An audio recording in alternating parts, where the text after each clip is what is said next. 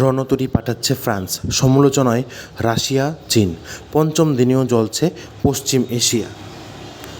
উপসাগরের যুদ্ধের পঞ্চম দিনে ইসরায়েল ইরানের নিরাপত্তা বাহিনী এবং নেতাদের আবাস লক্ষ্য করে হামলা চালিয়েছে।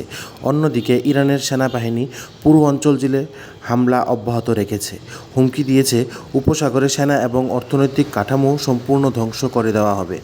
তাদের এই হুমকির এই দফায় যুদ্ধ উদ্যোগের নতুন মাত্রা তৈরি করেছে। বিহারে নীতীশ যুগের শেষ অধ্যায়, রাজ্যসভা জল্পনায় তুঙ্গে পারদ। বিহারে কী পরিবর্তন হতে চলেছে? জোরদার সেই রকম স্পষ্ট হয়ে যাবে বৃহস্পতিবারই। বিহার এবং মহারাষ্ট্রের রাজনীতি সর্বদাই নাটকীয়তায় এক প্রবল প্রবণতা পরিলক্ষিত হয়। বিহারের ভোটারের আগে থেকেই চর্চা ছিল যে এবার এনডিএ জোট জয়ী হলে নীতীশ কুমারকে কিছুতেই মুখ্যমন্ত্রী করতে চাইবে না বিজেপি। তাকে কোনো এক ফর্মুলার মুখ্যমন্ত্রী পদ থেকে দূর করে দেওয়া হবে। কিন্তু সেই ফর্মুলা এবং জল্পনা আদৌ মেলেনি বাস্তবের সঙ্গে। টেস্ট রানেই ধস 5.5 কোটির জল প্রকল্প, উঠছে দুর্নীতির গন্ধ। দপ্তরের কাছে হস্তান্তরের আগেই এবং আনুষ্ঠানিকভাবে উদ্বোধনের আগেই টেস্ট রান করতে গিয়েই মুখ থুবড়ে পড়ল ডিডব্লিউএস দপ্তরের অমরপুর ডিভিশনের নিয়োজিত ঠিকাদারদের।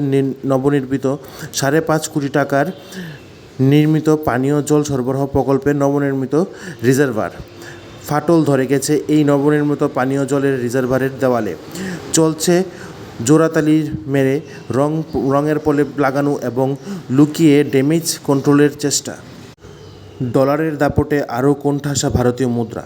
বুধবার বাজার খুলতেই এক লাফে 69 পয়সা পড়ে গিয়ে ডলারের বিপরীতে টাকার দর গড়ায় 92.18%। সাম্প্রতিক অতীতে এমন ধস দেখা যায়নি।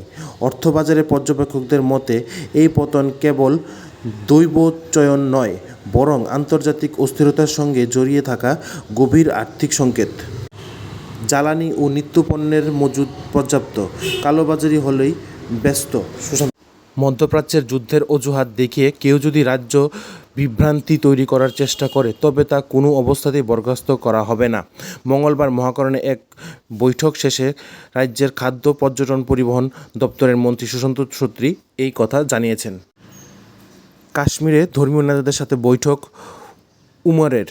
ইরানের উপর মার্কিন যুক্তরাষ্ট্র ও ইসরায়েলের যৌথ হানাদারির স্বদেশে সর্বোচ্চ নেতা আলী খেমেনির মৃত্যুর পর থেকে বিক্ষোভ দেখা দিয়েছে গোটা কাশ্মীরের উপত্যকা জুড়ে। রাজ্যের দিকে দিকে বিক্ষোভের পরিপ্রেক্ষিতে প্রশাসন দফায় দফায় বিক্ষোভকারীদের শান্ত রাখার চেষ্টা করে চলে যাচ্ছে। নাবালিকা ও বিধু নিখোঁজের উদ্বেগ খোয়াইয়ে 2 মাসের উদ্ধার 10। গত 2 বছরের ধরে খোয়াই মহকুমার 3টি থানা এলাকায় থেকে নাবালিকা কন্যা ও গৃহবধূ হঠাৎ নিখোঁজ হয়ে যাওয়ায় ঘটনা উল্লেখিতভাবে বৃদ্ধি পেয়েছে। খোয়াই মহিলা থানায় পুলিশ গত 2 মাস রাজ্য ও বহিরাজ্যের জুড়ে মোট 10 জন নাবালিকা কন্যা ও গৃহবধূকে উদ্ধার করে তাদের পরিবারের হাতে তুলে দেয়। রাজধানীর বনেদি এলাকায় চুরির ঘটনায় উদ্বেগ। চুরির হিড়িক পড়েছে রাজধানীতে। সপ্তাহের সময়কালে শহরের বিভিন্ন এলাকায় একাধিক চুরির ঘটনার পর এবারে রাজধানীর শঙ্করচমনি এলাকায় এক বাড়িতে হানা দিল চোরের দল। ঘটনার বিবরণে জানা যায়, সোমবার ভোররাতে পশ্চিম আগরতলা থানাধীন রামনগর টিজি রোডস্থিত শঙ্করচমনি এলাকায় চুরিকাণ্ড ঘটে জয়ন্ত দে নামে এক ব্যক্তির বাড়িতে। জানা গেছে, সোমবার ভোররাতে আনুমানিক 5টা নাগাদ তাদের পার্শ্ববর্তী ঘরের জানালা খোলার আওয়াজ পেয়ে ঘুম ভেঙে যায় তাদের। পরবর্তী সময়ে তারা ঢুকে দেখে তাদের ঘরে চুরি হয়ে গেছে। উপজাতি কৃষকদের আর্থিক স্বনির্ভরতা বৃদ্ধির উদ্যোগ। সোমবার দুপুরে চিনিবাগান ল্যান্স অফিসে এক অনুষ্ঠানের মাধ্যমে উপজাতি কৃষকদের আর্থিক স্বনির্ভরতা বৃদ্ধির লক্ষ্যে শূকর ছানা ও আর্থিক পুরস্কার প্রদান করা হয়। অনুষ্ঠানে 50 জন উপজাতি কৃষককে শূকর ছানা ও 10 জন কৃষককে আর্থিকভাবে পুরস্কার করা হয়। কৃষি দপ্তর ও national mission and edible oil. এবার আসছি খেলার খবরে। ক্রীড়া দপ্তরের চরম উদাসীনতার ধ্বংসের মুখে বাধারঘাটের একমাত্র স্পোর্টস ক্লাইম্বিং পরিকাঠামো। কাজল স্মৃতি ফুটবল এন্ট্রির শেষ দিন গেল কালকে। মহিলা ক্রিকেটের হার দিয়ে শুরু হলো ত্রিপুরা। মঙ্গলবার রাজ্য মহিলা 23 দল তামিলনাড়ুর কাছে 174 রানের বিশাল ব্যবধানে বিধ্বস্ত হয়।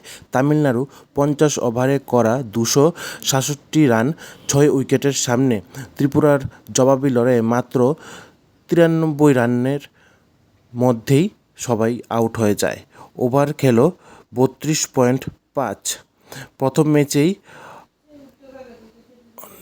আসছি আবহাওয়ার খবরে। আজকে ত্রিপুরার বিভিন্ন জায়গায় হালকা বৃষ্টিপাত হওয়ার সম্ভাবনা আছে এবং আজকে আকাশ মেঘলা থাকবে।